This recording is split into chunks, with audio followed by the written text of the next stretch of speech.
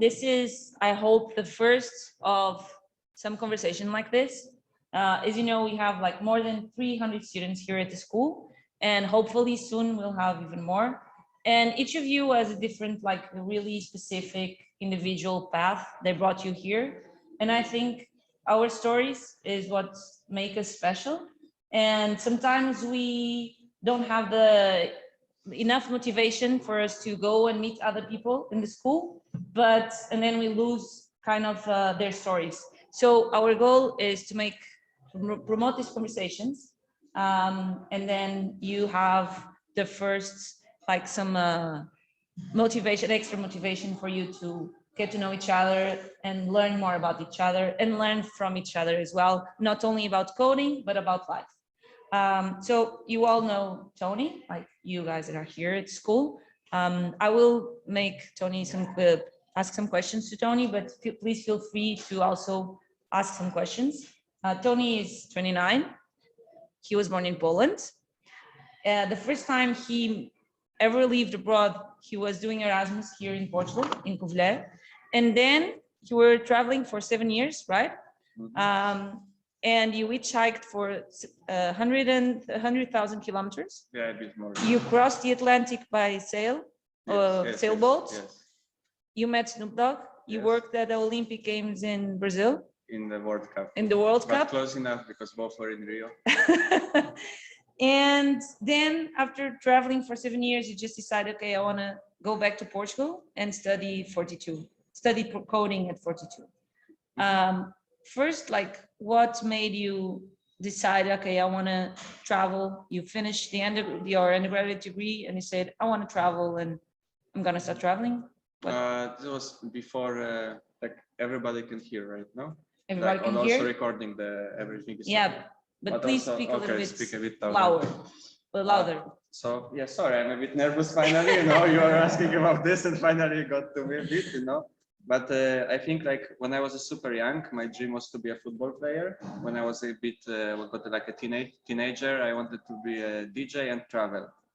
And you ask if I finished my degree, it actually started during the degree. When I could go for Erasmus. So I came to Portugal for the first time. What was your degree in? Sorry. Engineering. Okay. What kind of engineering? Mechatronics. Okay. So after the first year of studying in Poland, I found the opportunity. Actually, during the first year, I found the opportunity that I could go for Erasmus. And I found it kind of like a safe option to go somewhere where somebody will care about me. You know, like, it's not like I will go to England for work, like to the working, you know, like place where, you know, like I'm 18 and nobody cares and nobody knows if I will be paid. So like it was a safe option to go abroad for the first time. And yeah, I was actually the first student, like on the in the bachelor part of diploma that went abroad. And yeah, that's how it started. It was supposed to be half a year, but later on extended for 1 year and then for another year. And then I went to Brazil, and then, you know, like everything was just like the snowball, you know, it started rising. But what made you keep going, or? It depends at which point. Because, okay, after the first six months. To go for Erasmus, it's just a curiosity, the ability, I mean, to be able to see how Poland look from the distance, because in our country we have this tendency to, you know, to talk bad about ourselves, you know, saying that here is bad, kind but over there is, sorry? Kind of like in Portugal, we do the same. I think in some cases we are similar, yes, in some sort of behavior patterns. And I wanted to see, one of the things I wanted to see, if it's really that bad in Poland, you know, maybe it's actually not. And yeah, the other thing was curiosity. Later, I met a lot of people from Brazil when I came to Portugal, and they were kind of like, for me at that time, they were very colorful, you know, very like expressive, very positive, always happy. While in Poland, we are like, you know, I always feel like we are a bit gray or something like that. That's how I felt at that time. And that actually made me start thinking more like, hey, if I stay here like half a year longer, or 2 years actually, you know, if I finish my university, if I learn Portuguese and I know more Brazilians, maybe I can just go to Brazil, because actually I feel a bit familiar with this country already because I met the people from there. And then I start like planning and dreaming bigger and further, you know, and higher. And so at the beginning, your goal was, okay, I want to learn more about, first, I want to see Poland from a distance. That's what you said? Yeah. What have you learned about Poland that you didn't know before you left? No, I think like in general, like after all these years, when I came back, like I had that periods that I wasn't home for 2 years, another time for 3 years. And anytime I was coming back, I see that the country is actually developing, you know, even like in the case of like highways, the roads are better, like I'm a hitchhiker, so it's important. I noticed that like in 2013 to go from Poland to Warsaw or from Poland to Łódź, it took me like 6 or 7 hours. After that, it's only 3. So I noticed that the country is actually not that bad. And in general, like going deeper and deeper into the cultures, like every country has something, you know, like that other doesn't have, and it's hard to judge who is who, and there is no place I think that is perfect. Then what would you say are like the things that you like best about Poland? I don't know. I think you know, like the core of me, like a core, like something deep inside me, I know it will never change, and I will be always Polish, you know. So that people have opportunity to experience this. When I like, for example, like when I don't like something, I will go and say it. That's not happening here, and it's just I think something that is ours, and the job must be done. Also, that's other thing, you know. I just kind of like have to have things done, and then I can go like and rest. Like when I don't have things done, it's like how I can like, you know, like do something if things are not done. So no, it's you're asking the hardest questions we can right now, because I'm not very good observator, and there are some. It would be better if we talk about this maybe half a year from now. If I come back home right now, stay there for a half a year and say what I liked actually, and not because when I was living for 20 years almost there, I was too young. You know, when you live in the culture, you are not able to see something. Some things are obvious for you. You know, like just like what you eat for Christmas. So yeah, like you in know, Portugal? anything, everything, everywhere is the same. You know, like in Poland we have 12 dishes, and in Peru they have only 4. One of them is like a hot chocolate. One of them is panettone. It's like the hot, not good Like cake. a cake. Yeah, and the chicken. You know, and I thought everybody is eating 12 dishes. You know, so like traveling, let a bit stick out of yourself and what you know, and just that the world has a lot of diversity. So you said you started like I want to go to Brazil for 6 months. No, to Portugal was for 6 months. To Brazil was for 2 months for a World Cup.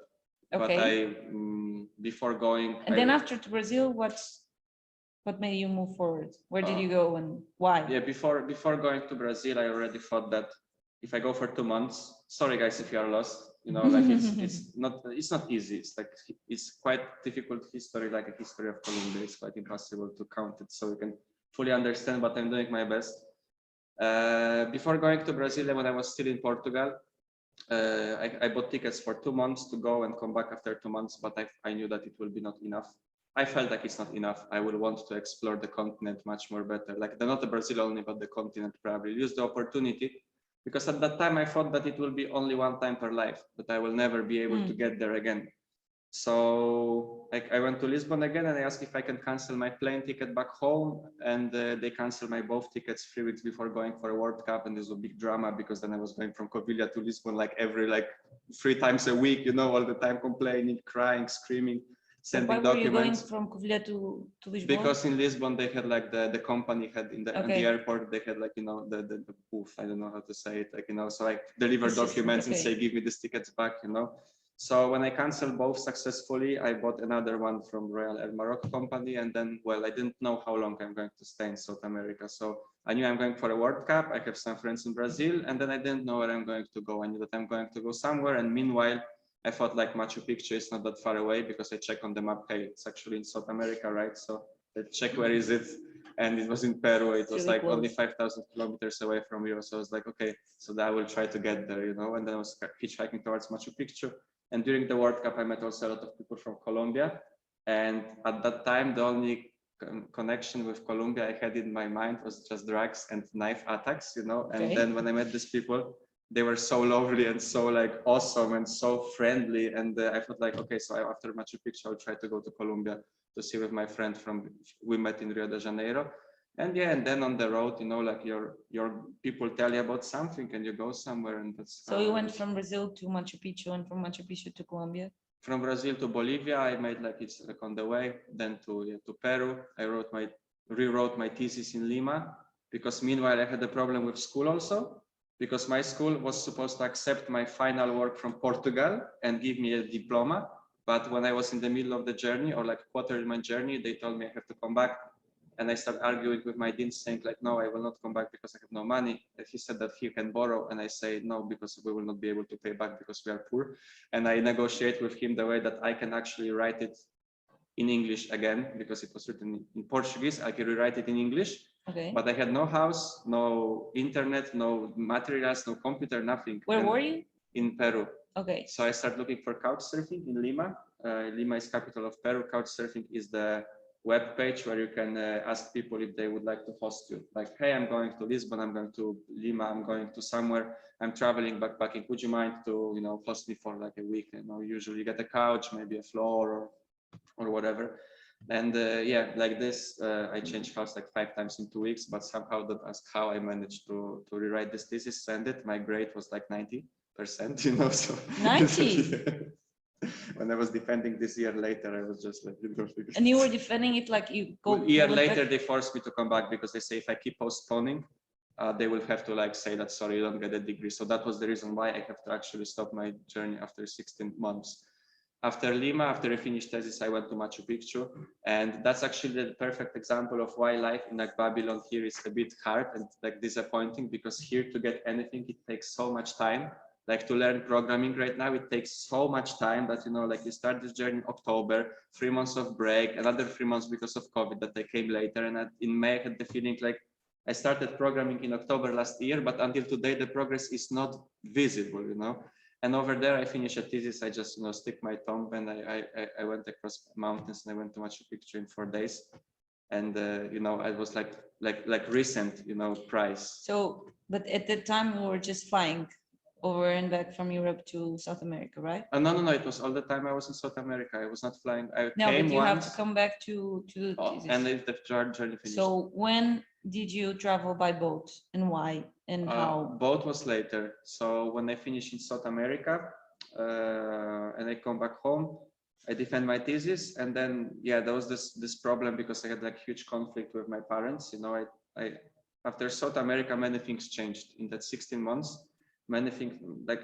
So you're 16 months at South America. Yes. Okay. Because I had not much money. Like I had, I think around 1,000 euros for all this journey. So for most of this trip, I did not have any money of mine. My bank card broke also like in Iquitos.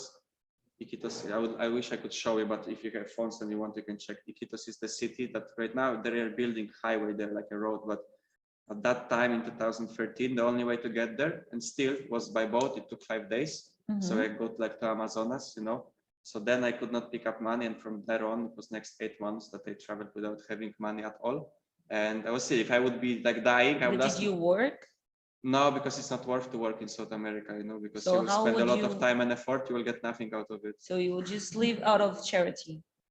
Yeah, more or less. But the thing is that like, I know that the people that never lived this lifestyle, like maybe my dad or like people that were like commenting sometimes below my book and below other interviews that I had in Poland, they see it on the very negative way. And the reality was that, I was struggling and, I was like, I never asked anyone like, hey, can you give me something? Like people were giving me at that point where the card broke, the people started genuinely giving me something, they were just like, okay, I don't know, like, I like you, here you have like €1, like, oh, here you have €5. And I learned to save. So out of this €5, €1, like 50 cents, I was able to save yet, and when I was arrested in Venezuela, like. You got arrested? Yeah. Okay.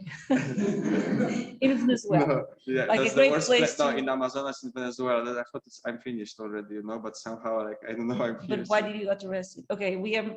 I know you asked something different, but when that is like they were asking like how do I have money to travel, and I was saying the story. I don't have money because only money I have is from people that giving me money.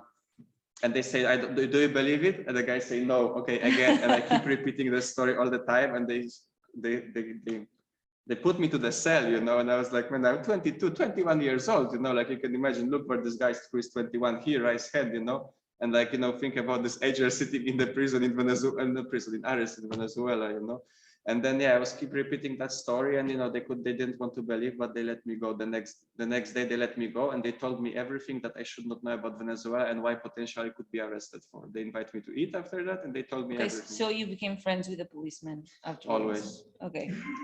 Always, because I always sleep in fire stations or in the police stations, or like because like where our colleagues from South America, Brazilians, can relate that it's not the safest place. Mhm. And like every day, you know, like I had a plan like how to travel. So when I was getting to the big city, if I had couch surfing there or friends or somebody where I can sleep, I was getting into that city. But if I knew that I don't have anyone there, I was stopping before the city, like 20 kilometers before on the gas station. When, you know, there is not much traffic, Mhm. it's open 24 hours. I set my tent there, and the next day in the morning, I get to the city, I see what I want, and I try to get out the same day to diminish, you know, make the risk smaller of Make being the like, risk. yeah, Okay. of I don't know, because, you Diminish know, the like maybe risk. nothing will happen, you know, and I'm exaggerating, but on the same time, Yeah, you it's know, better, if you feel uncomfortable, you don't want to risk to sleep on the tent I don't know, in Sao Paulo or in, you know, like, better be safe than sorry. yes. So whenever you didn't couch surf, you would sleep on a tent. You would have your own tent, that's freedom. and you would choose the place where to build a tent. How? Like, how can you see that it's a safe place for you to? Somewhere where, like, you know, like, yeah, that's a hard thing because you have to hide from like bad guys and from police too, usually, because if police see you, Yeah. they will tell you like, you know, go away, you know, it's not nice because you want to sleep. And if on the other hand, if some bad people will find, we would like that police can come also there, you know. So I don't know, next to that, you find a spot where there is rather not many people moving, so hide somewhere, like, you know. You Like never one, had a dangerous story. no, one time in Morocco, I woke up and somebody stole me. They cut me a tent. That was like unpleasant because, you know, it's stealing you also from your feeling of safety, you know, Yeah. like that, you know, anybody can actually do it. And when I got a bit older, like 27 already in America, United States, I was in California and I was sleeping in the tent also after like long period of living in the hostels. And I also didn't feel super comfortable with this, you know, and I think there are some things that also, like, I'm already, like, when I was younger, I was able to argue more. Right now, I'm not that strong to argue with anymore, you know, so I think some sort of nerves, you know, I just left behind. Why do you think that is? I don't know, maybe just because, you know, we are nervous most of the time, you know, we have to always think. It's not like here that, you know, I come to school, I can leave my phone anywhere, you know, like, hey man, you forgot your phone, cool, you know. Do you think with age you got more conscious or more worried? No, I think that I think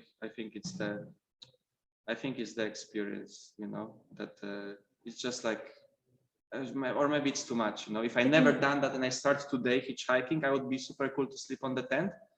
But I think it's like, I don't know. It's hard to say. Let's go back a little bit. You were saying that you, for after you were 16 months in South America with 1,000 euros, and then you lived for 6 months with by charity. Not saying this in a bad way, but no, it wasn't me. No. But you said like No, for six. Where? After the 16 months you were in South America, you had to ask for money because you didn't have any money, right? Oh, And okay. help. So the story was that after 8 months, I kind of finished my money. The next 8 months, Okay. I was like, yeah. Okay. Then I came back home. That's what you're trying to get? Yeah. Okay. So you came back home. I came back home. You did your presentation of the thesis. Exactly. And then you decide, oh, I want to go back. No, not that much. I thought that there were some things as a traveler I haven't done, and you know, like, to also precise some things, because I think for many of you, when I talk about some things, it sounds ridiculous. It sounds like maybe impossible. Like, what the hell is this guy, and so on. But there is, like, I don't know, I call it Association of Hitchhikers in Poland. And, you know, I know people who travel, and we exchange these ideas. It's like here, we exchanged Pedro told me how to do a singleton function. You know, somebody else told me about some idea of traveling that, for example, is a boat hiking, so we can cross the ocean on the sailing boat. Before that, if nobody would tell me, I would never guess about it. So I was like, what? It's possible? So when I came back home, I thought, I am 24, you know, so the option from my dad was like, okay, go to do a master. And that's not the best option, I think, you know, when I'm young. So I thought about, like, okay, if I decide and I can do something right now that I want to do yet, or I will never do it. And here's the story with Snoop Dogg starting. Actually, it started in Colombia. When I realized that we are all people, you know, and actually, like, even Snoop Dogg need to drink water, go to the bathroom every morning.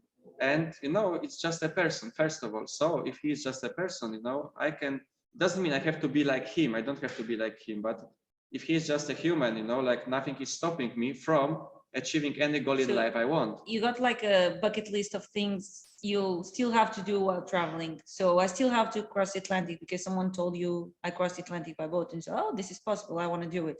Or I met Snoop Dogg or whoever, or I don't know, went With Snoop Dogg was a bit different, because with Snoop Dogg I start thinking a lot about celebrities that we know also, and I start thinking about, like, you know, Adele, you know, yeah, the singer. and yeah, singer and the piano player, and she's always singing the sad songs, and I started at some point thinking how much it's of her and how much it's of actually like marketing around her. So somebody just seen like, hey Adele, you know, you will be great with your voice, that you will be singing sad songs and everybody will buy it, and we all love it, but we still don't know if that's really her or that's something that, you know, like she was told to do in order to succeed, you know.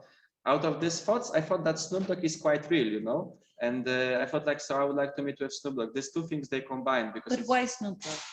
Exactly, because I felt that among all of this, he is real. He was real, and I wanted to check it. So my purpose of meeting him was not to take a picture, but to talk to him. And I did all this journey because I thought it will be a nice challenge, like, you know, and then actually it can make him ask this one question, but why, man, you know? And How then I did have a you- chance to talk to him, you know? And how did you manage to meet him?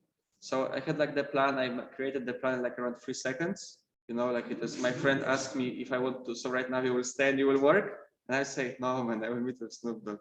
And then I just had like this thoughts of, you know, how I will do it. So I will go hitchhiking to Portugal, then I will go to Morocco. And I wanted to do like all hitchhiking, so I don't pay for any transport. That was just like not even like a small passage across Gibraltar, you know, and then. And whenever people were giving you a ride, you were just saying, oh, I have to go because I want to meet Snoop Dogg. No, I don't have to, I want. Okay, because I want to meet Snoop Dogg. Yeah, I was saying to them. So where are you going? I'm going to meet Snoop Dogg. That was your final destination. Something like this. Then there was a funny. I think it was funny because there was a guy in St. Lucia, this island in Caribbean. He was kind of old. I met some Polish there. I stayed with them and I did some construction for them. So I kind of pay back for like the place to stay they give me. And there was a guy we were doing this construction for. And but one day I had the chance to chat with him and I told him, yeah, I want to meet with Snoop Dogg. Do you know who is Snoop Dogg? Because apparently, do you know who is Snoop Dogg? Because apparently many people don't know who is Snoop Dogg, and I was surprised. Like, you know, I was. So you had his picture on your wallet, and always show people. Yeah, because after like you hitchhike and they say the same all the time, you know, like it's automatic, you know. Yeah. And I say, do you know who is he? And he said like, yeah, I know this guy. He was like the lawyer, like a prosecutor, I think in English. Like he was a prosecutor or a lawyer who tried to put him in jail in California 20 years before.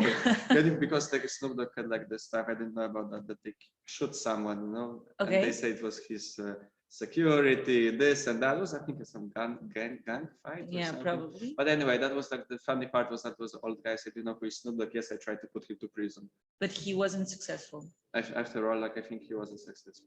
And he was not the guy that introduced you to Snoop Dogg. No, right? He wasn't. Okay. No, I have to introduce myself. So you were in Caribbean, and then how did you? Yeah, from Caribbean. So when we crossed the ocean on the sailing boat, like. How long did it take you to cross the Atlantic in a sailing boat? How much you would bet? A month. Okay. Anybody has like thoughts? No, it's 2 weeks. From where? From Europe to Barbados. 6 months. Okay, yeah, I thought more like Patrick, you know, that like, well, maybe not 6 months, but like maybe 2 months, something. So actually, but in this period of but 6 months gives the impression like it's a lot, right? Yeah. And actually it took 17 days only. 17. And you can do it even quicker, you know, like maybe in 10 if you write it like. But it's sailing boat? On the sailing boat, Barco de Vela, you know, Vela, and you just go, you know. And yeah, there's always wind blowing and yeah, you just go and like 17 days it took to cross. We spent 10 days in Barbados, St. Lucia. And then I had to jump from boat to boat, from one boat to another boat. And if you would try it, like you target the Martinique, Guadeloupe, or Saint Martin French side, because these are European provinces. If you go to Barbados or to St. Lucia by boat like me, the country will not get you out of the boat. Like physically you can get out, but you cannot sign off the boat, which means that you are like bounded with this boat. And the only way you can stay in that place is that if your captain is going to stay in Barbados, for example, for like half a year, so we can stay there, well, let's say for 3 weeks to simplify it. So we can stay for 3 weeks. Otherwise, if they are leaving the next day, they have to take you with them. So I know the story of the German guy. He was like, I don't know what he was thinking, going to travel for a long time without a tent. He came to Martinique. He took a sailing boat to St. Lucia. He left the boat. The boat left without him. He was sleeping in the bush. Police found him and they sent him back to Martinique. On he had to pay $80 for a ferry, I think, and then his journey finished because he came back home, I think. So be careful. Whoever is planning to cross the Atlantic by boat. Yes. So yeah, after that, like I had to like think about the strategy. Like, you know, in Martinique was a safe spot, so I can stay there like forever. Then the next island I go, I have to have. Yeah. The only safe spot is Guadeloupe, so I have to find a boat that go to maybe Dominica. Sorry guys, no, I just know this islands on memory because I was. So there, you went from like 17 days. You went from there to Barbados. And so, then what? No, and then boat by boat, time by time, you know, from island to island. And then from St. Martin, I got a job. And that was the only moment where I took a plane because I got a job, I saved some money. And from St. Martin to United States, it's still super far. And I see how far is this. I was like, no, I don't want to do it anymore, especially that the car. And your only goal was, I want to meet Snoop Dogg. No, I came to Florida. It was the cheapest ticket. I felt like it's still a challenge. You know, it's even if I make this small pass by plane, it's still a challenge. You know, it doesn't compromise the idea. Okay. Because the next month, actually, you know, that's also a nice story. I left the island, and the next month the Irma hurricane came. I don't know if you remember. And Irma like they flattened the whole island. You know, so if I sleep on the tent during that hurricane, that's not the best solution. No, so, no. You know, I took this plane, and then I made from Florida, guys. I found a ride from Florida to New York. Can you imagine that? Right? From Florida. Okay, Florida is here, New York is there. Who So gave it's like you finding a ride from. Who gave you that ride? There's some young guy, you know, he stopped and he said, like, I wanted to go like 20 miles. You know? And he was like, where are you going, man? Like, he said, like, to New Hampshire. He's like, man, that sounds like far. He's like, yeah, is it close to New York? Yeah, can I go to New York with you? I think you can. So I went to New York with him, and then I start texting if I have any friends or anybody in New York that cost me. And wow, colleagues from my suburb, from my neighborhood, were working in New York for like a holidays, and they cost me in Harlem. Okay, so now you're in New York, sleeping in friends' houses. Yes. And then Snoop Dogg. How did? Yeah, it's still far, you know, because I went to New York. I went to New York, then went to Canada, you know, I spent 2 months in Canada. But did you know where he was? Like, do you have any my plan plan? was to go to Las Vegas and knock to his doors and say, hey, I traveled for 2 years, can we talk? Okay. Something like, I don't know the address exactly, but I knew it's probably Beverly Hills, wherever it is. And I would ask people where Snoop Dogg lives. They should know. Somebody should know finally. If I get closer, you know, someone should know. I was in Canada, the winter was coming, so I was coming south. And then, you know, when I was entering back, because in the United States, you have a visa for 6 months. But sorry, during this time, you start working, right? For like, in some points you would work. In New York, I worked like for a month. I think it's called scaffolding. So it's like this elevators on the side of the building. Okay. And it's just like to earn some money, because in New York, like you work physically, you can earn $25 an hour, $20 an hour is a normal thing. So it's worth to work a month. You know, I went to the church, the Polish church. I asked the priest if he could say to the people like, hey, there's a guy traveling. He would like to save some money to make, you know, anybody could like host him like voluntary, like even a week here, week there, week there, week there. So, you know, because if you save $2,000, my life is so easy. I don't have to, you know, fight anymore. If I don't have it, it's another journey. Okay. We already finished the journey when I had no money. Right now we talk about a different thing. It's just easier. So it's worth to spend 2 weeks or a month, like investment, to later don't care about nothing, you know, instead of always looking for this dollar, is it worth or not? So yeah, I managed to, the priest helped me, somebody gave me that place to live. I managed to save around like $2,000 or something. And then when I left New York, you know, I had a bit more. I could buy better DJ equipment also, you know, so I was like still performing. I mean, I was learning at that time yet. And yes, from Canada, after 2 months, I came back to the United States, and I thought I will get new visa because that's what they told me when I was leaving. And like another like funny thing is that when I was coming from Mexico to the United States, they were like, okay, welcome. Like, you know, from Mexico at the below, welcome. But from Canada to the United States, the guy was like interrogating me so deep, how much money I spent every minute of my life almost, you know, and how much money I have. But he said like, no way. You have the last 2 months that you had. So when I entered, I got 6 months. 2 months I stayed in the United States, 2 months in Canada. I came back on that same visa. Yeah. I had 2 months left. So when I get south of United States, because it's huge, it's not like Europe, that, just 4 days I'm in Poland, United States, 4 days, like you're And you still were in United hitchhiking States, again, right? Yes. So when I got to Texas, which is southern part of the United States, I realized that I have only 2 weeks. I have to leave. I will not go to Canada because it's winter. So I have to go where? To Mexico. And I was afraid to go to Mexico. I said that I will never go to Mexico in my life, but I You had were to go. afraid? Of course, Venezuela and Mexico. I said I will never go there, But you were there before. before I go to Venezuela, I said to myself that Venezuela and Mexico are 2 countries I will never go to. And well, after all, I went to, but man, when I was going to Venezuela, I didn't know like what's happening here in the brain. It's impossible. So you have 2 last weeks to stay in the US, Yes. but you still haven't reached your goal of meeting Snoop Dogg. Exactly. And I thought like, yeah, I have to buy myself a bit of time. So I started looking for like a hostel somewhere in Mexico. And I went to Mexico and I found a hostel in Guadalajara. So I wanted to stay for a month there only, but I was super tired of traveling already. And I stayed half a year in Guadalajara. After that, Half a year? yeah, Okay, 6 months. to buy some time. You stay there Yeah, for by half a some time, year. like, so when I come back to America, they will not be like, oh, you went for a month, you're coming back again, you are working here. They're like this, no, because Yeah. everybody come to work to America. Like I couldn't go to Norway, it's closer. And so I stayed in Mexico. It was a nice time also that I spent there.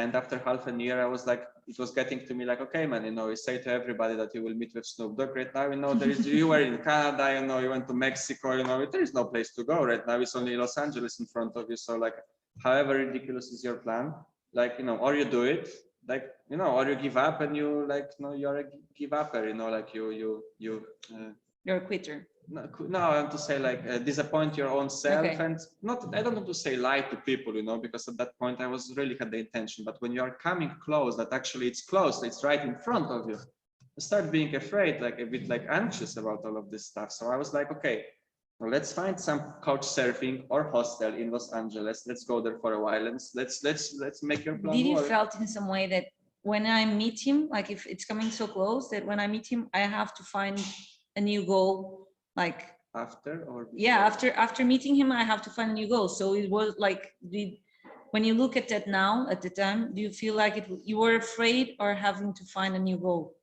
No, I don't. I was thinking like rather like nothing will work out of it at some point. Like, Okay. It's this like I call it imposter syndrome, or something like this, that I don't know. You just realize that you are so close to this, and like you make a step, or like you make or you don't. So I tried to find in Los Angeles. I failed. Nobody. There was those, I don't know, summer in Los Angeles. Nobody could host. Hostels were full. Like nobody was in need of anything. So I reached back to the hostel in Las Vegas, which is not 400 kilometers away. And I was in touch with them for like a year. And 2 times I tried to go there, but I failed. And finally they say, okay, you can come. So I came to Vegas. I was like, fine, but Vegas is not LA, but let's buy another a bit of time, and let's see what happened next. And Vegas it was the best place I could go actually, because like everybody think Vegas is a gambling, like, place, but Vegas is a party place, and they're like the biggest, the nightclubs in the world. And as much as I don't like to party, like I was like, okay, I can stretch myself to see Martin Garrix, I don't know, like some Major Lazer, Tiesto and other these guys. And we find a way to go to every party for free with my colleagues from the hostel. It's nothing big. You have to just be there before 11, and sometimes there must be a ratio between, like, I have my boy, so I need to have a girl with me. It's like 1-to-1. And at some point where we're going to Club Omnia, I see that the huge poster saying Snoop Dogg today. I was like, today I will not get there, but if Snoop Dogg is coming here, I was like, man, I have to be there. At some point I will have to go there and I have to do it. Well, I thought 2 years ago, like I have to do it, there's no way out, I cannot just put my head, like we say, like the Strauss, like the put head into the sand, and just like, okay, I can see it. Like, I have to go there. I have to follow my idea, it's right in the middle. So the next week he was coming again to the same place. It was nightclub called Race. There was a girl, like a friend from the hostel. She wanted to go, so I took her with me, and so I had a ratio to get there for free. And I thought like, okay, well, how I can do it, So I was like, okay, I will take like a marker, like like to write like a 2 piece of paper, and inside the club I will just write my hashtag Hitch to Snoop, and I will try to show this to him, So yeah, the concert of the stars. Yes. Okay, so you had like, I didn't know this part. You had the hashtag, Yeah, hashtag like I mean like hashtag no it's hashtag Hitch to Yeah. Snoop, you know, and I was like with all the videos that you were. yeah, it's not that much because I'm not that good on social media, and I was just like if I feel like I post, and if not, not. So you know, and then yeah, I wrote this, and the star usually sings or plays or DJs like around 1 o'clock at night, and like around midnight and a half, I start getting closer to the stage, you know, but very close to the stage, there's a lot of people. So it's hard to, you know, to just get, they say like, move out, you know, because I hitched to Snoop, you know, for 2 years.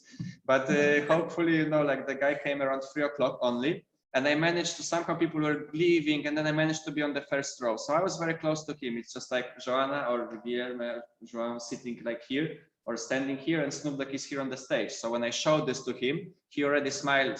He's seen it, he could read it, and I wanted to give it, have it, you know. But you know, he kept singing, and I was like, okay, if I will stay like an idiot, you know, with this all the time, it will be like strange, you know. But then I was like, okay, so I will just maybe put it up. From time to time, I will show it, you know. They were giving like a shirt, so I was like showing. They were giving CDs, so I was showing the sign. And at some point, this guy is called Big Percy. I don't know who is this guy, but he's like a manager of Snoop or something like that. He looked on me and he was like, "What? Do you want a sign?" He just said sign, and you know what I sent to him? The best answer. I say no, no, Instagram. Like you know, like I have a field to negotiate, you know. But then after like 5 minutes, I was showing this again, and the guy Snoop Dogg was singing there, you know, like just like. Singing like the guy coming here, I pass the paper, you know. Snoop Dogg stopped singing and he passed him this paper, so the Snoop looked on this paper and saying like Hitch to Snoop, like who the hell is this, what the hell is that? And then I was like, it's me, no, it's me. And it's like, what the hell is this? I was like, it's my journey, you know, 2 years, This like while he was on stage. Yeah, on the stage. Okay. So he was like, give me a mic, but nobody gave me a mic, but you know, so I was yelling, you know. And yes, like 2 years of hitchhiking. 2 years hitchhiking? I said, yes. I said, I crossed the Atlantic on the sailing boat to meet you. Atlantic on the sailing boat to meet me? No way, give this cut on the stage, you know? See, that's what he said. And then this is moment like, you know, like you feel like you stay in front of heaven and St. Peter opens the doors for you, literally, you know? So I came to the stage, that's how I felt, you know, I came to the stage, you know, like nobody check if I have knife or nothing, like, you know, just to let me in. And I was like, man, like at some point you just stay in front of the guy and just like, no, it's not happening, you know. That's our 3-second plan, you know. After 2 years it's becoming the reality, and yeah, you do like a high five, middle five, you know, do like, man, like at some point, you know, like we went to the stage, like all of this huge cameras, like I didn't know what's happening, but the point was not that, it was not a splendor and fame. The point was to talk to him. Yeah. And I wanted to tell him like, man, I want to talk to you, I wanted just like to have a conversation with you, you know. And then they asked me to wait and come to the backstage, but when I came there, like they did not let me talk to him anymore. Like, and I was. So you didn't talk with him? On the stage only, but on the stage was just this impression that, you know, I was just saying some like a drunk guy. And you like never tried to reach him later, like by Instagram or email or something? I don't know, like if it's that easy to reach somebody by email, you know. No, it's not easy for sure, but like you travel for 2 years hitchhiking, it's not easy either. I think you know, like it's like after this, you know, after like a year, after like an hour of left waiting, the security asked me to go, and I came back walking because I didn't want to spend only $2 I had that night for a bus. So I came back walking, and the next day I was doing housekeeping in the hostel. So I said that yesterday I met Snoop Dogg, and the next day I was just cleaning toilets again in that hostel, you know. And nothing changed in my life. And I was thinking about this, you know, that yesterday at night I thought about something interesting, that if I would be answering the questions of your interview, like, you know, hypothetically in my mind, you know, and I thought that on the road I think I am different person than like in Babylon, you know. On the road, if I go hitchhiking and I'm going to get somewhere and I was stuck in the gas station for 2 days, I will be like, okay, that's my journey, you know. Maybe I'm waiting for some great person to pick me up that will say me something that will change my mind, change my life, and it's worth it, you know.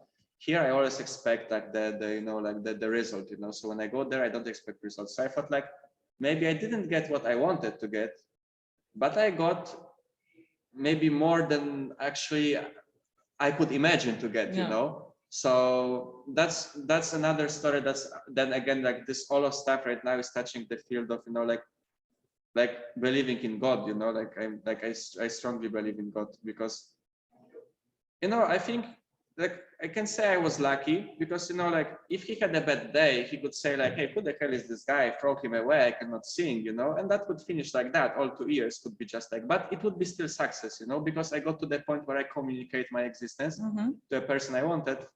And if he said no, okay, sorry, I cannot do much than this. I can travel 2 years, cross the ocean, you know, and do everything. If other person doesn't want to meet me, you know, just put no, then it's no. But I kind of succeed without succeeding.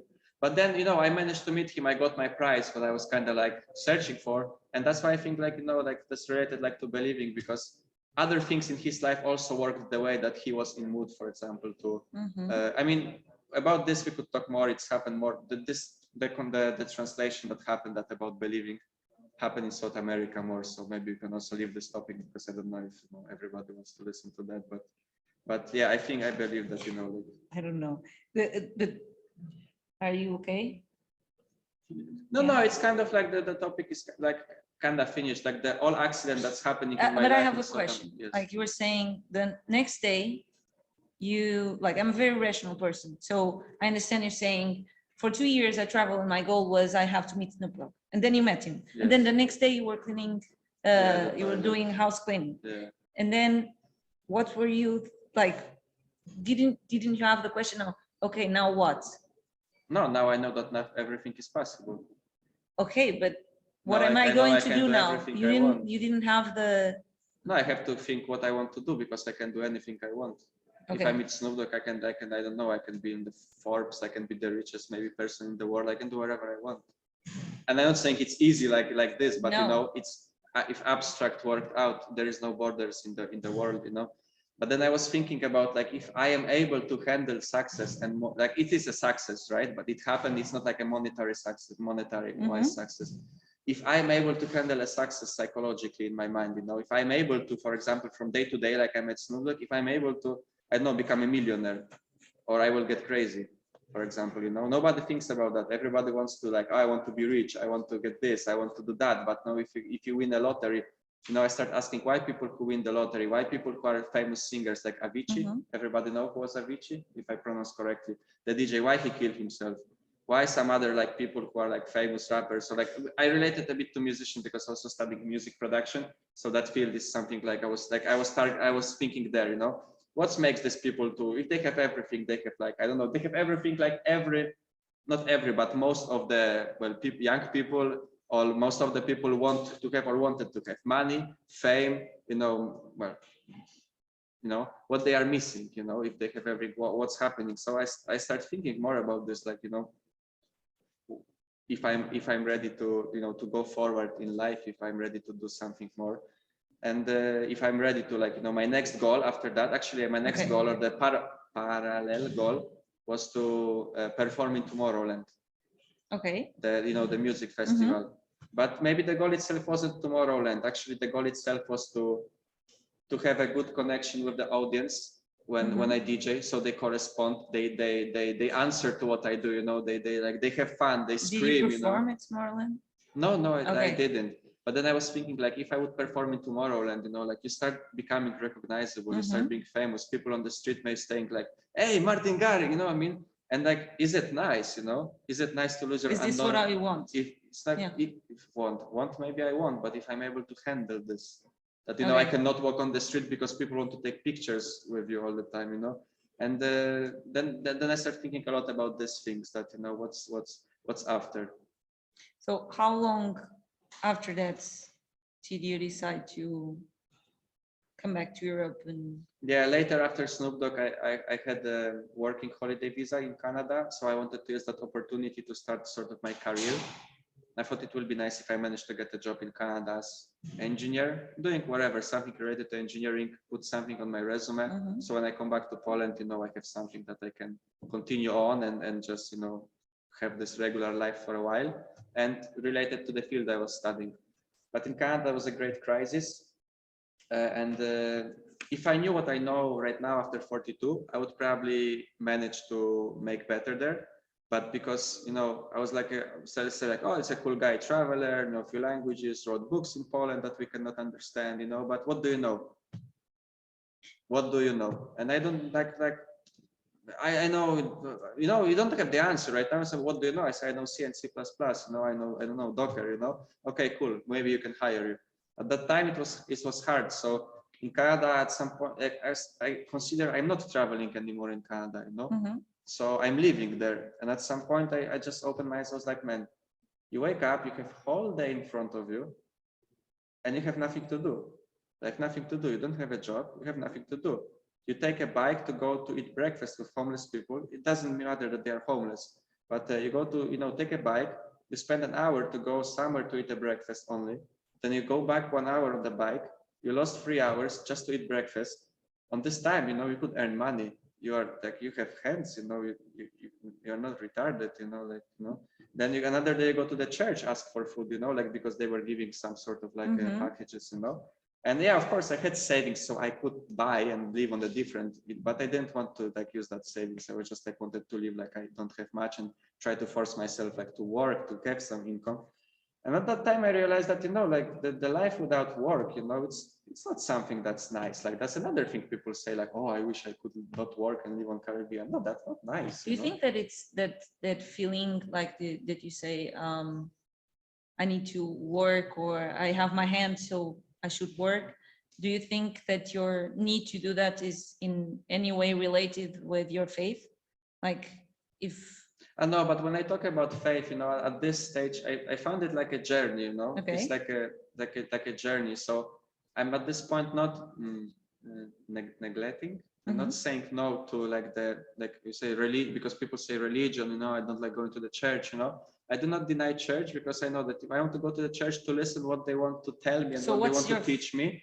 No, it's not my faith is like what I was born, But what I talk right now, it's like I'm trying to make errors to get experience and to see if I do this, what this is bringing me. If this is bad, then that's not the way. And and it's a whole process, So it's not something like I try to understand why there are some rules given, like when we talk about Christianity, the rules why you should or you shouldn't do something, because maybe it's like maybe this is something like, imagine you have kids and you as a father, that, hey, son, don't do this thing because, if you touch hot, you will you burn yourself. burn yourself, So maybe, like inside this, like some people call it books, there is like the key to happy life, like the key to the life that, you live in peace and you are just having the internal happiness, we are not struggling because everybody is happy when you meet with people, we get the drunk, go to the party, everybody is showing happy face. And I'm not saying people are not happy at this point,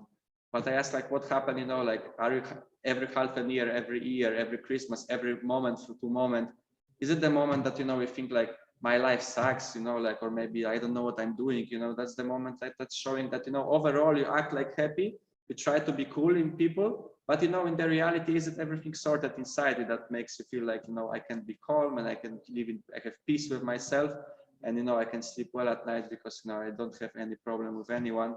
And yeah, that's this deeper thing I think traveling a bit gave me, but it's a hard topic because there is hard to get answers from anyone, and you have to just go by yourself.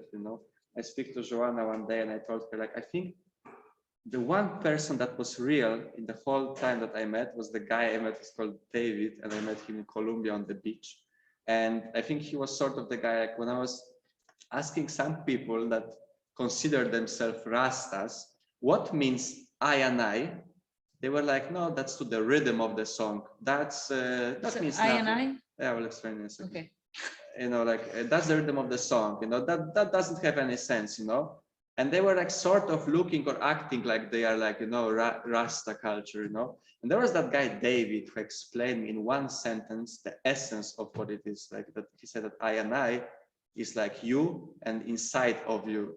So it's like you as your person and your spirit inside you, that part that is related to God and everything, and that's what means I and I, that this real connection that's inside you.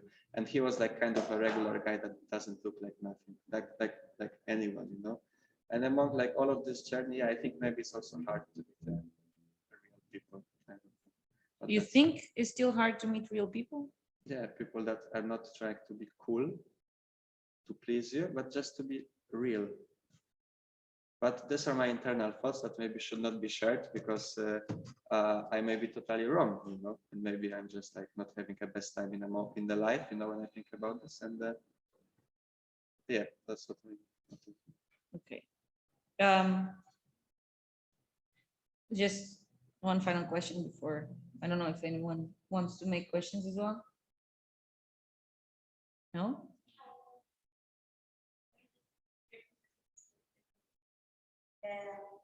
One moment that was remarkable for you on this whole trip, and one moment that you feel that was remarkable and you want to share. Oh, that was the moment, you know, like I met a girl on couch surfing and I fell in love, but she had a boyfriend. You were staying at her No, place? I was like, but yeah, but I was like, it was like immediate, you know, just like the second time in life it happened to me. And yeah, I couldn't eat for 2 or 3 days. And you were staying at Yeah, her I place was, for 2 or 3 days? Yeah, it was like it's a longer story, but like yeah, I met her family, you know, and so on. Like it's just like that was like I say like this was remarkable, you know, because it's just like, you know, Snoop Dogg is something like it's catchy, it's cool, but you know, like for a long time I was thinking about her like for not every day, but you know, like recursively, you know. Yeah. And Snoop Dogg was just like, okay, you know, that's just like one time per half a year, you know. But other remarkable thing, like my top 3 about traveling, you know, was like I remember, I think World Cup final is a nice thing, you know. It was a dream. I like football. I would never expect to see the World Cup as a because guys, you must understand one big thing, you know. I sit here and talk to you, but I'm not bragging. I'm the guy who was having imposter inside, like such huge, so big, you know, that I was afraid to do everything that I talked to you that I did. Every single thing. I was afraid to go hitchhiking. I was afraid even to think that I can see the World Cup. World Cup finals were in Germany next to Poland in 2006. And it was too far to go for me because I was raised the way that traveling is not for me. It's for rich people. I cannot have a good life. I will have worked for the lowest minimum wage and I will never get anything out of life except, you know, like having the boring, predictable life, you know. And at some point, it's just like, just by myself, you know, just by a bit of curiosity, a bit of like, I want, need, you know, I just, somebody showed me how to hitchhike and I was like, let's try. And things changed. So that's why I also was happy to talk because it's not about saying, hey, I did this and I'm so cool, you know. It's about to tell you that you can do everything you want to, that it's only your imagination. You want to be the best musician, you can do this. You can meet with Snoop Dogg. I can give you the email if you want, you know, because I have still saved to Big Percy, you know, maybe they will like it. So, you know, you can do everything you want. And that's what I wanted to say. Like, but you need to want it. If you will not want, I think, you know, that I was able to change the direction of my life, literally. The direction was pointing there. Was one nice meme I seen on internet, you know, that people are afraid to go back in time, move this? Yeah, it's a microphone.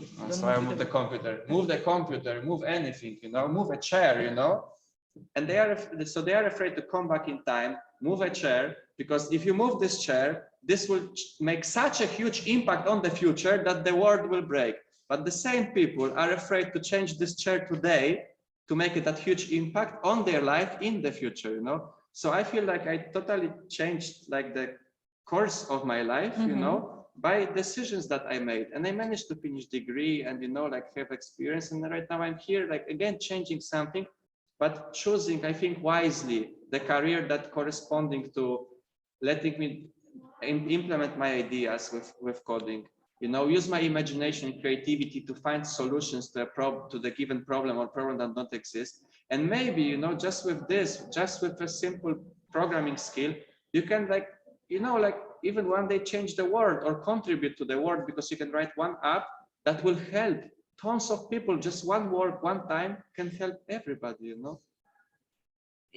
Can I ask you, like, Yes. I think the most difficult question that is, what do you want to do now? Like you say, you can do whatever you want. Like we all can. Do you have anything that you are dreaming for or that you are aiming for? Yes, so I can share this. I was thinking about opening 42 in Poland, you know. So right now, you know why, that I had idea and kind of even a plan how to make it. And as long as it's ridiculous, it's not harder than Snoop Dogg, I think. So I wanted to open 42 in Poland because I'm here only because we don't have 42 in Poland. And I knew about 42 in 2018 in Las Vegas, the guy told me. And previously I was expecting to go to San Francisco to do a piscine, but things happened and I didn't go. So I wanted to open 42. I don't know if there's anybody watching from other schools or not, do you think? Not now. Not now. Okay, so there's nobody. I wanted to make an announcement that if any Polish are watching, you know, they could eventually contact me and see But if we we will can... share, so. So if there is like any people that would like to like they are from Poland, probably have to be from Poland, and would like, you know, they believe that things can happen and we can, you know, like influence the reality and we can do something. I would be glad if somebody can contact me, because it's always nicer to have someone that you can team up and push it together, because for one person it's too much. And yeah, so I had this idea to do 42. And I even managed to meet with the vice president of the city. It went quite easy. So I had a big expectation. I told him about the idea. I said that I would need a building. It could be for renovation, but I need the building. If I had a building, I could go for money, because I say, hey, city is supporting me, you know, I need like, you know, 1 million euros, you know, like, can you give some of this, you know, like you probably have it with some big companies, and it could work. But at the same time, you know, I feel like also that it maybe would be better for me to get more professional experience and feel more comfortable with my technical abilities, that, you know, 42 is not everything. Like, you know, I put everything on 42 and eventually, like, it's not about getting nothing out of it, because it's a beautiful idea, but also like, you know, I would like to maybe, you know, cover my back, you know, like, or build some fundament in my life. And then eventually, if nothing will happen now with this idea, maybe in 5 years from now, I'll come back to this, or a few years from now, and maybe on that way, I will meet some people, some nice people, you know, and maybe then we'll push together, or maybe it will be already done. I don't know, but that was one of the things. But so currently, except that, I think, you know, I would like to get a job, you know, like get my better, like solid my coding knowledge, you know, start feeling comfortable with my knowledge, with what I feel, expand, like, you know, I call it a pool, you know, in my brain. So the more I know, the better I can swim and join the ideas, you know, how I can do something. And then after that, I think if I would have idea of doing something like a startup, or like doing something that doesn't exist, maybe if I have that skill, I can try to do it. Or I can just keep working, like, you know, like the regular job, just remotely, you know, and probably try to hire myself in the United States, like in New York somewhere, so I can be paid better and I can sleep until midday. So, you know what I mean?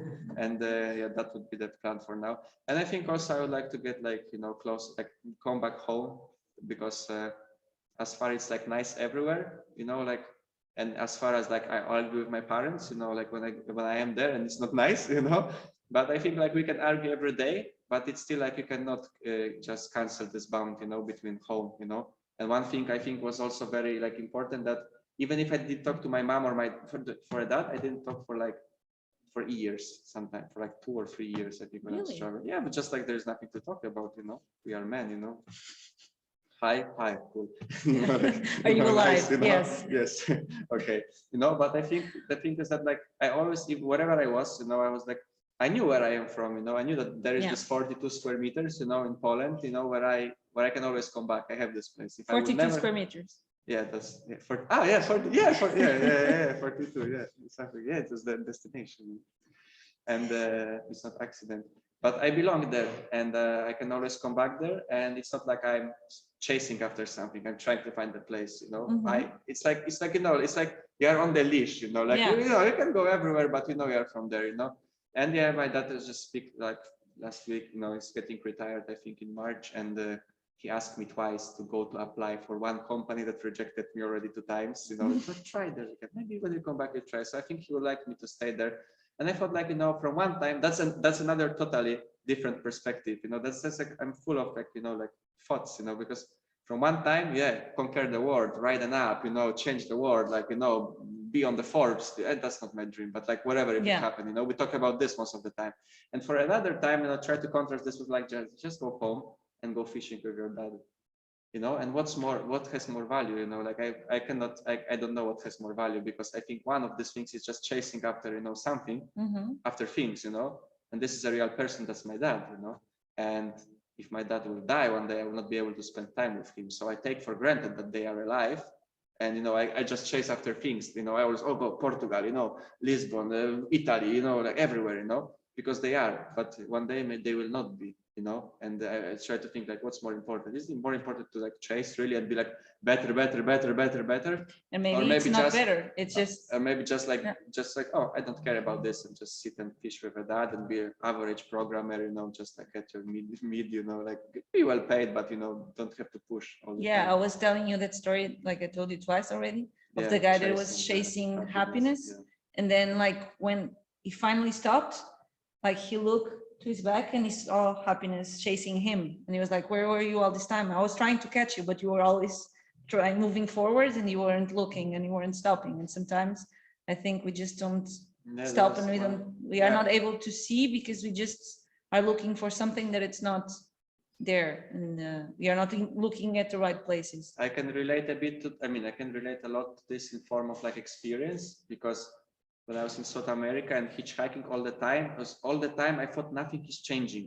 Like I'm traveling, seeing new places, you know, but it's like I'm the same guy that came 10 months ago, like, or 12 months ago, you know. And only when I managed to volunteer in hostel in Colombia and I finally was not moving, I was just sitting, watching TV, eating breakfast, working on reception. Like I was just doing all of this boring stuff that you are missing when you live in the tent and hitchhike, you know. Then this experience started hitting me. It's something like I was always running. The experience was like a snowball getting bigger, but couldn't reach me. Yeah. And when I finally stopped moving, it started just hitting, you know, like, and I realized like so many things had changed, but I was not even You weren't able to see it. So yeah, that's actually, I think sometimes it's a good moment. It was a good idea to change the place where the place where we are, like what we do, to see the contrast, you know, do something a bit See the different, perspective. see the perspective, you know. That's why I want to finish Cube Free by Wednesday, to have a few days to see the perspective of how much I learned being here, you know, and see, yeah, to go to Poland maybe for a while to realize, hey, was it nice in Portugal if I prefer to be here or I prefer to be in Poland? What are the pluses and minuses? You know, I already immersed here. Let's go there, because all in all, I was never living kind of aware in Poland. You know, I was living being young. Then I was just coming for a moment, also chasing, doing things. And right now would be, then was coronavirus, so I was staying at home all the time. But now could be the moment where I can just immerse myself into Poland with all of these experiences I hadn't see, like, hey, do I really like there? Or maybe it's not the And maybe you place. gain a different perspective for Poland as well. And you can Yes, see it exactly, in a different way. exactly. And I can answer your questions from the beginning of this because it's hard. Yeah. The hardest question for me was like, what do you eat for breakfast in Poland? I was like, what do you eat? eat whatever you eat. People eat cornflakes, sandwich, you know, but people in Brazil are asking this all the time. And my first thing was like, why this is relevant, man? Like, who cares? You know, you do what you want. But you know, that's another aspect of when you go somewhere, you have your own filters and your own perception of the world. And to change this, if nobody will tell you, it takes forever. So you can travel a lot and you can keep being yourself that much that you will not be absorbing what's around you. So that's another thing that, you know, like the being a human is very complicated. I think it's very complex, yes. Complex. I think we can all relate with that. Yeah, hopefully. I think I can a lot, you know, like I need 2 hours to fall asleep because I think so much about everything, you know. Do you have any trick? Trick to what? Ricardo gave me a trick how to fall asleep quickly, but it's not working because I sleep with earplugs, so I cannot hear like the radio when I go to sleep, you know. So it's not working for me. You need to find your own way. Any questions, guys? I like questions. Yes, yes, yes. What would you do if you didn't hitchhike all those days? What would I do? Yeah. Yeah, I don't know. Probably like my dad would finally force me to do what he wanted me to do, you know. Which was what? No, which was finish university, get a well-paid job, you know, like. But a specific job or just any job? No, just get a job that you can, you know, like sustain yourself and you don't. I mean, from time I understand his point of view more because he would like me to be independent because he's older. He's like almost 40 years older than me. So he wants to retire and he has this feeling probably that if not him, who? My mom will not sustain the house, you know, and if I'm, you know, hitchhiking, you know, if something happened, who? It's only him, you know. So I think that's never bad, you know, but it's missing a bit of softness and a bit of distance, you know, to see like, hey, I think I did not do nothing bad, you know, so it's missing from him to say like, to think like, hey, he's not doing bad, you know, he's doing something different, you know, so give him a bit of time, support him more, tell him I believe in you, that's what I was always missing, You can believe or not, it may sound pussy, but for 3 years I was traveling and I was having thoughts in my brain all the time that I'm not working, I will not get a job because I will be too old. And it was always living inside me, So yeah, I would probably, because, I met a lady that was 50 years old and she once said that she's still not free from what parents wanted her to do. So nobody will tell me that this is not influencing us. It is, and it's hard to fight this sort of monster of parents, So I would probably just follow, and I would regret all. Yeah, it's usual. And I would be probably saying then, as most of people here are saying, that no, I will never get married. No, I will never get married, because you know what I mean. Like when we talk and people say like, no, it's not for me. I don't want it. Of course, I wouldn't want that, because at that time I would thought that it's a social pressure that I have to do what everybody does. But right now, I probably would, not maybe one day, but I would in one day, but I would like to, but with the proper person, and that's the thing to understand, that the marriage is a complement of, it's a step forward, that, hey, I like you that much that I want with you to do something that, I don't do with anybody else. That's something special, It's not because society is telling me like, you have to get married or you have to do it like a checklist, And I believe that, like you say, if God exists, like also he will never be looking like a checklist. Oh, you didn't go to the church on Sunday. You have a lot of minuses. No, it's matter what is your transformation inside and how good you are able to be, So yeah, I think yes. Do you think the relationship with your parents improved, or now you recognize that you actually did something good in your life, while they probably didn't understand that a few years ago? Can you repeat to say if it improved the relationship, and the second part was if my life went towards it? No, because your parents probably disapproved of the whole trip in the beginning. From being afraid. Yeah, exactly. And the thing is, do they recognize it now as you having done something that improves you as a person? I think not yet, because we are all here, like, well, you can relate to you, Guillermo, we are like a bit, we are a bit like older than some 20 years old guys. We are reaching our, like, getting to 30s or further. So I think a bit different. And we can feel that it's a process, right? You are a medic, right? You are a medic, but you are working in that field. Right now you start programming, and you know that you are going to get your first job, right? So this is in front of us still. So we are on the similar point where the transformation is happening. So I think they cannot, my dad definitely is happy that I chose programming. I'm explaining him why, what are the reasons, why I will feel that I will fit there, and why it would be a good thing for me. And I think maybe 1 year or 1.5 years, 2 years from now, we will all see the benefits, for example, because of I don't know, I think I would never be, if it's brave, it's not brave, but even think about applying to work in the United States, living in Poland. But right now, it's just my goal, So I think this is the benefit that is waiting, but it needs more 2 years to be like implemented, And the relationship improved because, like there was like a huge story I like to talk also about that. When I was in Canada, I got so frustrated with all of this stuff of not working and everything that I was like, no, man, like I was living with partly homeless people that were living, the guy was, I think, in prison, he was living on the streets and he was trying to come back to the society. So I was living with this guy, well, whatever, with people that were, like not what you consider normal or regular, like that they had some disadvantages, So the place we were living, it was a calm place, it was a nice place, but our doors were not closing, we had a mouse at some point in the house, and I was like, that's enough, So at Monday, I bought a ticket, I went for Tuesday home, and I thought I will make a surprise for my parents, and I will come Friday, just to knock to the doors, and I will see what's their reaction. But, well, like long story short, I was hitchhiking from London to the ferry, but I went to the wrong ferry. So instead of going to Dover, which is like north to east, I went to Southampton, which is west, and I lost 1 day.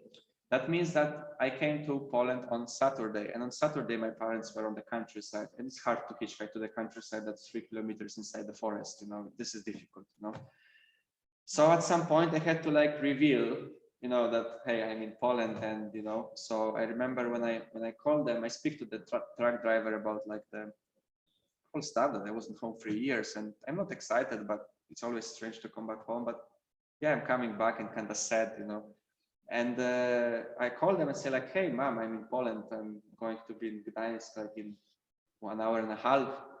And you know what they told me?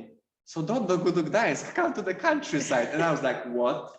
I got so mad because I wasn't home for years. I was coming from Canada to make a surprise, and they are telling me that they will not go home, and they tell me to go there, you know. And I was so mad. I started yelling at my mom, and I started feeling bad in front of the truck driver because I felt like, you know, man, like I feel like I'm adopted or what, you know.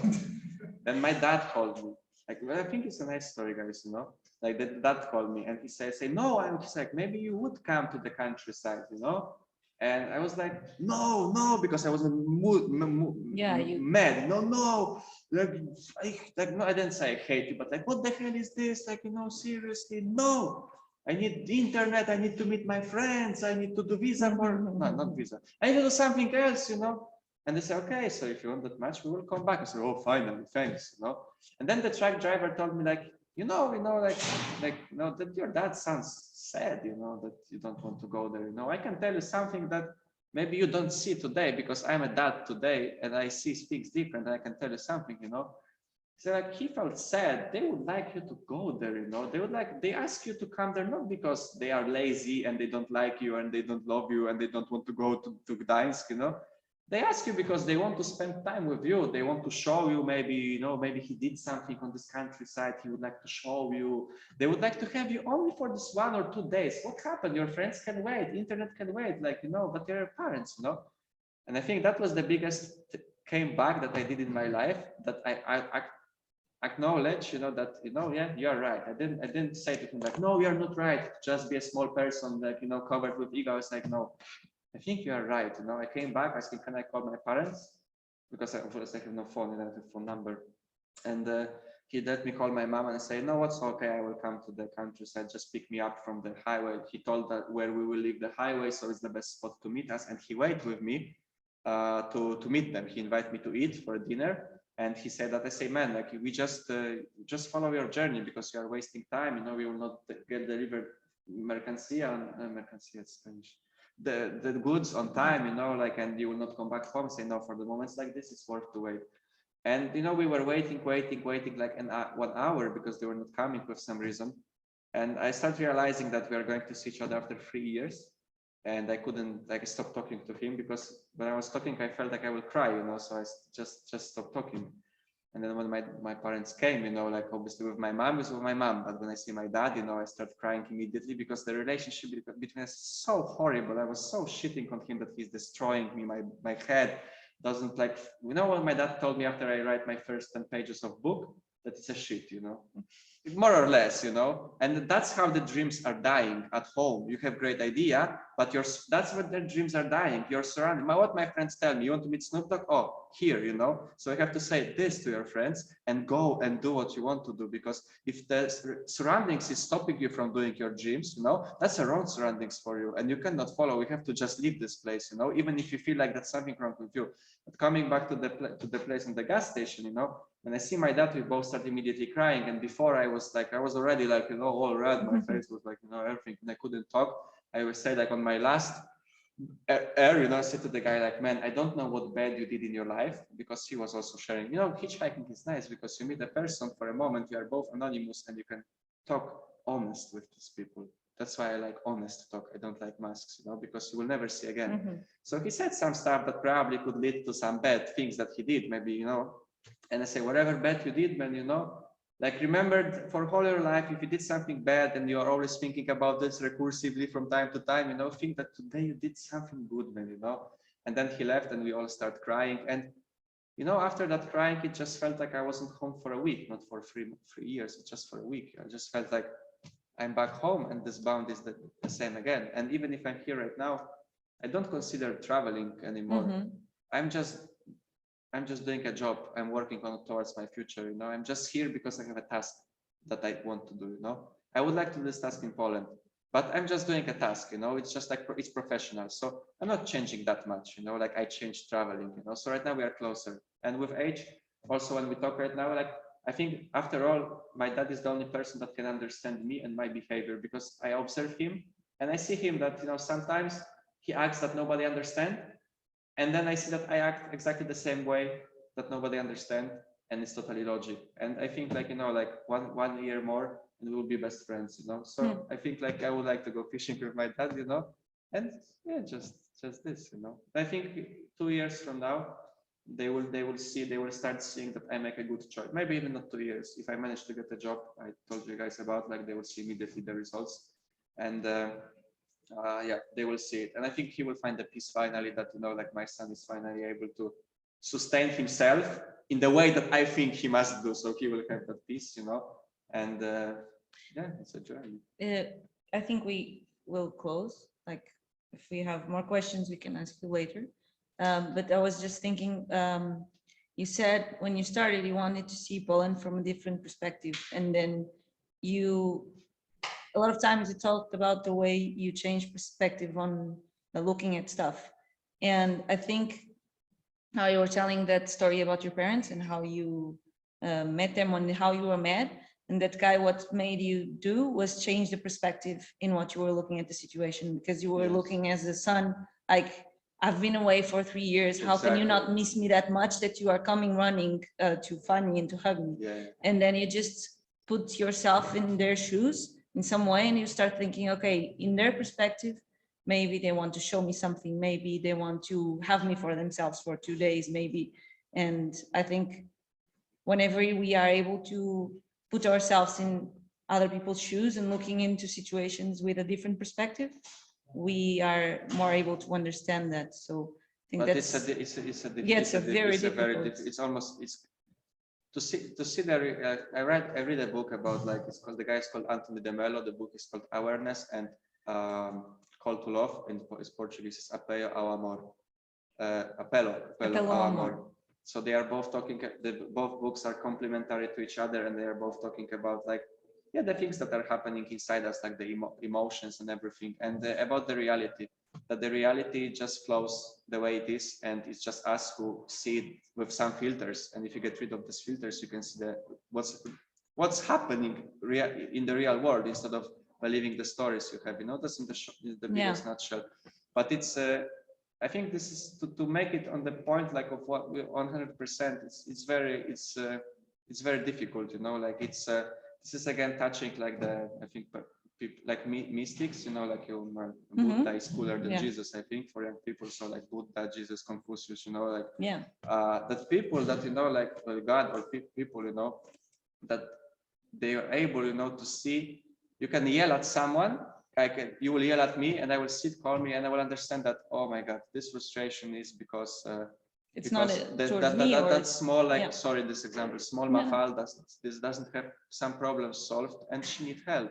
It's not my my problem, because that's my favorite answer. It's not my problem. That's the most shitty answer. It's your problem. It's the biggest bullshit I hear from people. But like, you sit and say, like, hey, how could I help you? But it's just sometimes I'm able to go there and see something a bit more. But sometimes I have these days that I'm also broken, and I yell and everyone, and like, it's difficult. But one last yes or no question. Have you ever got in touch with that girl you fell in love with when you were couchsurfing? No, we were chatting from time to time. We are in touch, But yeah, I think it was only one side finally, only one way, and that's also the reality, like to destroy the filters. I wrote her like a letter, like on Facebook, saying like, hey, actually, this is what I felt, and maybe we could do something good if you want. But yeah, nothing never happened, and I'm just like, okay, so let's like move on. I remember about her, but it's just not something that not something that's like is on the top, is behind. But like, I really felt like, there's like a soul connection, like, if it's like understandable. It just felt like, this puzzle, like, this is a puzzle that perfectly fits, but maybe it's just a feeling. Maybe after 2-3 weeks it would be different, I don't know. Maybe it's just imagination. But yeah, that was a remarkable moment. One thing more I can add is that during these 3 years, I think I met around 10 people that more or less mattered. Mattered means that they were considered as friends. 2 of them were the guys from my suburb that I know from childhood. Yeah, and then there was first guy was from France. I met him in Martinique. Out of nothing, we just became like friends. Just you feel the bond, Then were my colleagues from Harlem, from New York. Then I think that was definitely her. I think it's a 4th person. Then in Mexico, I met also very, like I had some good friends, but there was one guy who were touching like that the spot level. So there's the fifth guy. And then, yeah, that's, I said 10, I can't even count 10. I probably have to add some 80 percenters, you know, that were not 100, you know. So maybe it means that it's difficult to, it's Connect. difficult Yeah, but it's to good that meet you- the people that are good for you, you know, and it's like being rejected doesn't mean that it's bad, you know, it's just hard to find that people, you know, which doesn't mean that if you are not this person, for example, you are bad because you are that No, no. person for Someone else. some other character, you know. I think yeah, it's complicated, guys, you know, like it's a difficult stuff, you know, but thanks for coming. And I think the idea itself, it's super nice that it's not only like, you know, that it's for me because I traveled and so No. on. It's nice idea for everyone to share something because everybody has something, but we don't know about this. How many of them there is a people who can inspire us, you know, who can tell us something, like change our mind, add something. But we, for example, don't spend much time with them. And when we do, you know, we focus on just, oh, let's do this cube, let's do this, that, how the singleton is working, you know, instead of just like also be present in, be interested on I somebody think else. all of these people were interested to learn more about you, and thank you very much. Thank you.